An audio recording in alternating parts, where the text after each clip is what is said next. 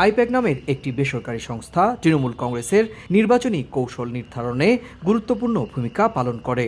দলীয় প্রচার প্রচারণা থেকে শুরু করে কর্মী, সমর্থক ও স্থানীয় স্তরের রাজনৈতিক কৌশল ঠিক করতে মাঠ পর্যায়ে তথ্য সংগ্রহ করে এই সংস্থা। বৃহস্পতিবার সকালে কলকাতার লাউড স্ট্রিটে সংস্থাটির কর্ণধার প্রতীক জৈনের বাড়ি এবং নিউ টাউনের সেক্টর 5-এ অবস্থিত সংস্থার প্রধান কার্যালয়ে হানা দেয় কেন্দ্রীয় তদন্তকারী সংস্থা ED.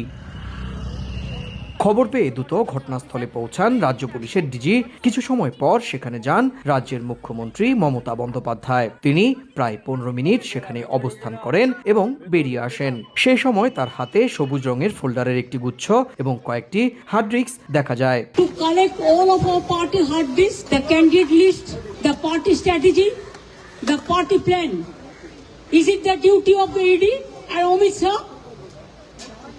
The nasty home minister, the naughty home minister who cannot protect the country, and he's taking away all my party documents. একজন মুখ্যমন্ত্রী প্রশাসনিক ক্ষমতা ব্যবহার করে কোনো কেন্দ্রীয় তদন্তকারী সংস্থার তদন্ত চলাকালীন এভাবে হস্তক্ষেপ করতে পারেন কিনা সে প্রশ্ন উঠেছে। বিজেপি, বামফ্রন্ট এবং কংগ্রেস সব বিরোধী দলই মমতা বন্দ্যোপাধ্যায়ের এই আচরণের সমালোচনা করেছে। আইপ্যাকের অফিসিয়াল ফাইল তুলে নিয়ে চলে এসেছেন গাড়িতে করে, অ্যাজ গুড অ্যাজ ছিনতাই। ভোট যখন সামনে নানান নাটকবাজি হবে, আর মুখ্যমন্ত্রী তো বলেই দিয়েছেন ফাটাফাটি খেলা হবে। ফলে ফাটাফাটি খেলার জন্য নানান রকমের তালগোল হয়তো চলবে।